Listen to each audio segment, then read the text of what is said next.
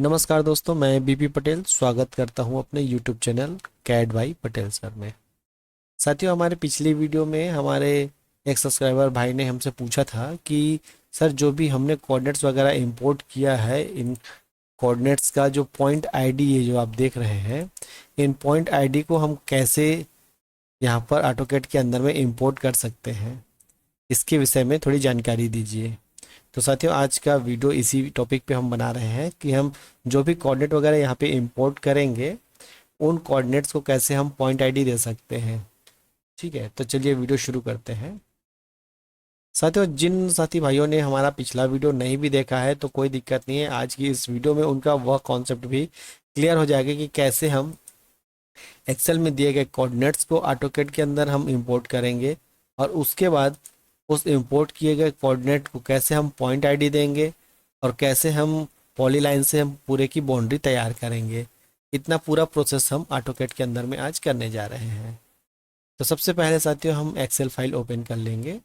Excel file में यहाँ पर आप समझ लें, सबसे पहले यहाँ पे हमें नंबरिंग देनी होगी जो भी हमारी पॉइंट की आईडी है। ठीक है, तो फर्स्ट वाले कॉलम में हम पॉइंट की आईडी रखेंगे, सेकेंड वाले कॉलम में हम एक्स डायरेक्शन की वैल्यू रखेंगे, उसके बाद थर्ड वाले कॉलम में हम वाई की कोऑर्डिनेट्स को रखेंगे, उसके बाद जेड की वैल्यू रखेंगे, उसके बाद लास्ट में हम पांचवा कॉलम जो रहेगा वहाँ पे रिमार्क्स।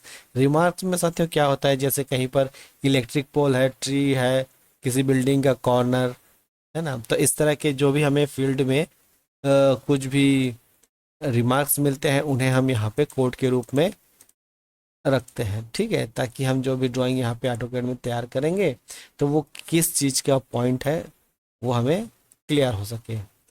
तो क्या करेंगे, सबसे पहले हम यहाँ पर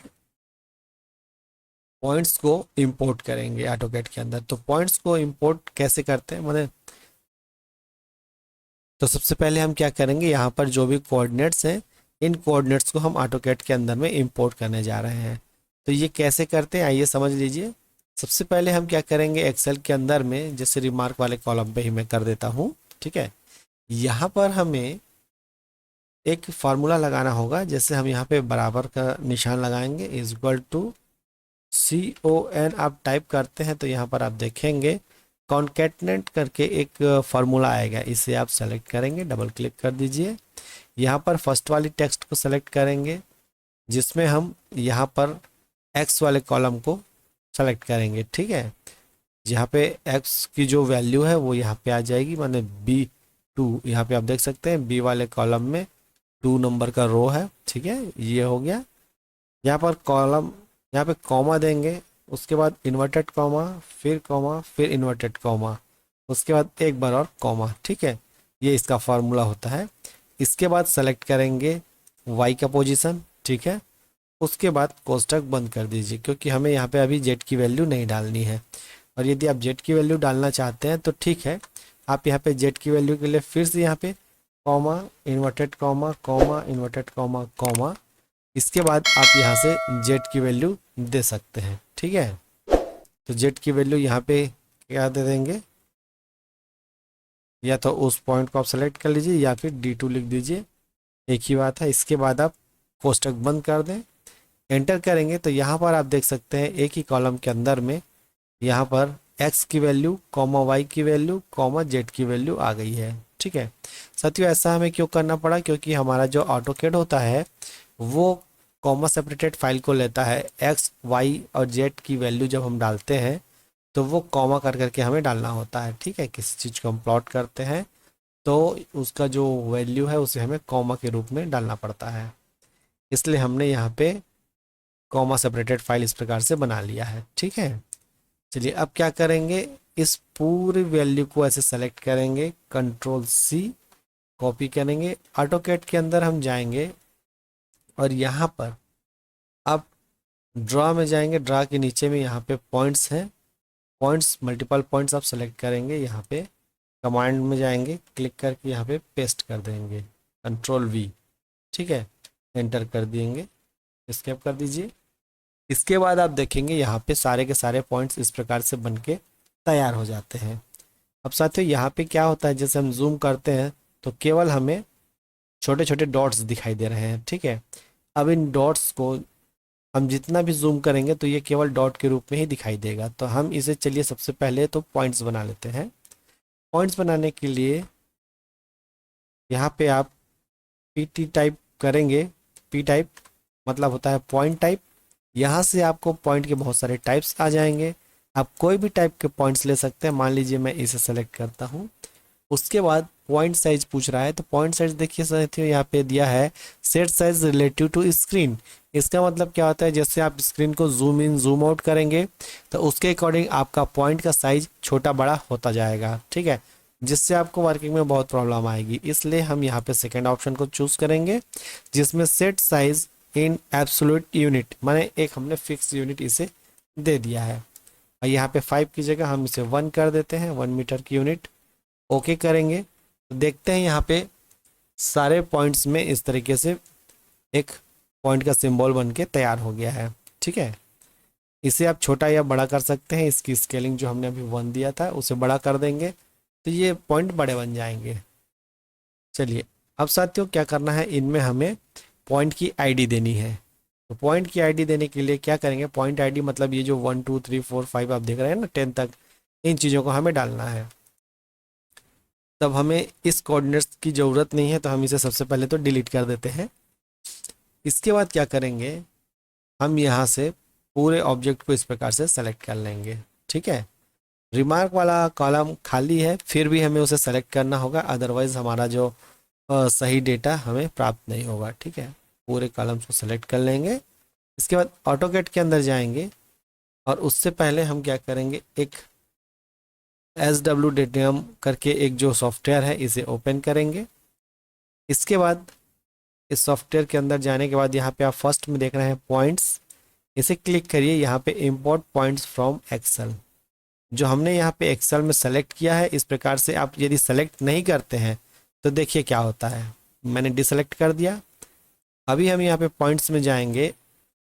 पॉइंट्स में जाने के बाद इंपोर्ट पॉइंट्स फ्रॉम एक्सेल करते हैं और यहाँ पे इंपोर्ट करते हैं तो इस प्रकार का एक मैसेज मिल जाता है जिससे एरर मैसेज आता है, ठीक है। इसका मतलब इस प्रकार से हम पॉइंट्स को इंपोर्ट नहीं कर सकते, क्योंकि हमने इसे अभी तक बताया ही नहीं कि किन पॉइंट्स को हमें इंपोर्ट करना है। तो उसके लिए क्या करना होगा, इसे हम कैंसिल कर देते हैं। एक्सेल में जाएंगे, जिन पॉइंट्स को हमें इंपोर्ट करनी है उन सारे पॉइंट्स को हमें इस प्रकार सेलेक्ट करना होगा। ऑटोकैड के अंदर जाएंगे, यहाँ पे पॉइंट्स में क्लिक करेंगे, इंपोर्ट पॉइंट्स और यहाँ पे इंपोर्ट कर दीजिए, ठीक है। तो अभी क्या होगा, यहाँ पे सारे के सारे पॉइंट्स जो हैं इंपोर्ट हो चुके हैं। ये देखिए ये पॉइंट की आईडी आ गई है, ये उसकी जेड वैल्यू आ गई है। तो इस प्रकार पॉइंट की आईडी और जेड वैल्यू हमें यहाँ से प्राप्त हो जाती है, ठीक है साथियों। अभी क्या करेंगे, हम यहाँ पर जिस प्रकार हमने पॉइंट की जिस प्रकार हमने पॉइंट्स को इंपोर्ट किया था उसी प्रकार हम चलिए इसकी एक बाउंड्री बनाते हैं। तो क्या करेंगे, वापस यहाँ पे मैं फार्मूला लगा लेता हूँ कॉन्केटनेट, ठीक है। इसके बाद इसकी x value comma inverted comma comma inverted comma comma, इसके बाद वाई वैल्यू, ठीक है। कोष्टक बंद कर दीजिए। जेड वैल्यू की यहाँ हमें ज़रूरत नहीं है, एंटर कर देंगे, क्योंकि हमें केवल पॉलीलाइन बनानी है, उसके एलिवेशन से हमें मतलब नहीं है, ठीक है। अब इसे पूरे को सेलेक्ट करके हम कॉपी करेंगे। ऑटोकैड पे जाएंगे, यहाँ पे देखिए पॉलीलाइन है, पॉलीलाइन सेलेक्ट करके कमांड पैनल पे जाएं और यहाँ पे कंट्रोल V मतलब पेस्ट कर दीजिए। इस प्रकार देखिए ये जो पॉइंट नंबर आईडी 1 है, 1 से स्टार्ट होगा और लास्ट जो पॉइंट है जैसे यहाँ पे 10 नंबर है वहाँ तक ये क्रमशः ये लाइन को ड्रॉ कर देगा, ठीक है। इसके बाद C करके आप एंटर कर दीजिए, तो इस प्रकार से आपकी ड्राइंग जो है क्लोज हो जाएगी। तो इस प्रकार आप देख सकते हैं साथियों, जैसे जो अभी हमने लाइन ड्रॉ किया पॉइंट आईडी 1 से स्टार्ट हुई है, continue point ID second third, इस प्रकार से ये क्रमशः एक के बाद एक पॉइंट्स को इसने सेलेक्ट करके इस प्रकार से इसने जिस भी प्रकार का हमारा जो सर्वे का क्षेत्र था उस पूरे बाउंड्री को इसने प्लॉट कर दिया है सिंगल क्लिक से, ठीक है। अभी इसका आप एरिया देखना चाहेंगे तो क्लिक करके LI टाइप करेंगे तो यहाँ पे आप इसका एरिया भी देख सकते हैं। 13,407 स्क्वायर मीटर इसका एरिया आया है, ठीक है। चलिए अभी इसके बाद क्या करेंगे, अब हमें साथियों मान लीजिए कोई एक खास पॉइंट को हमें सर्च करना है, कि हमें मान लीजिए पॉइंट आईडी 1 कौन सा है हमें पता नहीं है इसमें, तो क्या करेंगे, हमें फाइंड वगैरह नहीं करना है, यहाँ से पॉइंट पे हम जाएंगे, यहाँ पे जूम एट पॉइंट, यहाँ पे मान लीजिए मैं 1 नंबर की पॉइंट खोजना चाहता हूँ, तो मैं यहाँ पे 1 डाल के ओके करूँगा। तो इस प्रकार हमारा जो पॉइंट जिसे हम सर्च कर रहे हैं वो पूरे स्क्रीन के सेंटर पे आ जाएगा। ये देखिए ये पॉइंट की आईडी है, ये उसका एलिवेशन है। चलिए दूसरा करते हैं, मान लीजिए हमारे पास 10 पॉइंट है, मैं यहाँ पे जूम एट पॉइंट करता हूँ 8वें नंबर के पॉइंट को, ठीक है, 8 टाइप करके ओके करता हूँ। तो ये देखिए हमारे पास यहाँ पर 8वें नंबर का जो पॉइंट है वो इस प्रकार से आ गया है, ठीक है, जिसका एलिवेशन 15 है। यहाँ से आप चेक कर सकते हैं 8वें नंबर का जो पॉइंट है इसका एलिवेशन यहाँ पे देख सकते हैं 15 है, ठीक है। तो इस प्रकार साथियों किसी भी सर्वे डेटा के पॉइंट्स को आप ऑटोकैड के अंदर इंपोर्ट कर सकते हैं, उसकी जेड वैल्यू लिख सकते हैं, और प्रत्येक पॉइंट को पॉइंट आईडी भी आप देख सकते हैं। जिस प्रकार आपने सर्वे में किया है सेम वो आईडी आप यहाँ पे डाल सकते हैं। और यदि आप इसके साथ साथ आप कोडिंग करना चाहते हैं, मतलब जो रिमार्क्स है, रिमार्क भी यदि आप देना चाहेंगे तो यहाँ से आप रिमार्क भी दे सकते हैं, ठीक है।